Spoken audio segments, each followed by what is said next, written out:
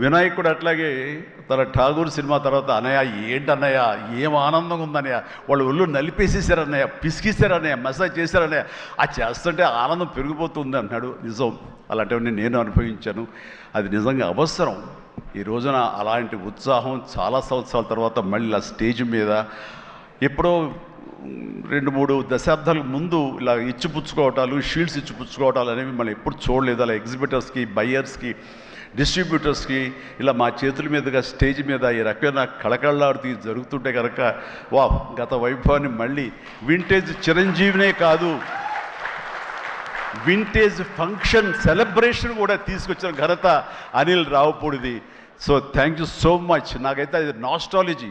అలాగే కొంచెం ఓపిక్గా ప్రతి ఒక్కళ్ళని ఆనందపరిచేలాగా షీల్డ్స్ ఇచ్చిపుచ్చుకోవటం, ఆ షీల్డ్స్ ఇంటికి వెళ్ళిన తర్వాత అక్కడ అలమారలో పెట్టుకుంటే అది చూసినప్పుడల్లా ఎన్నో స్మృతులు గుర్తుకు వస్తుంటాయి. అలాంటిది మళ్ళీ తిరిగి ఇలాగ రావటం, ఆ ఆనందాన్ని అందివ్వటం చాలా చాలా సంతోషం.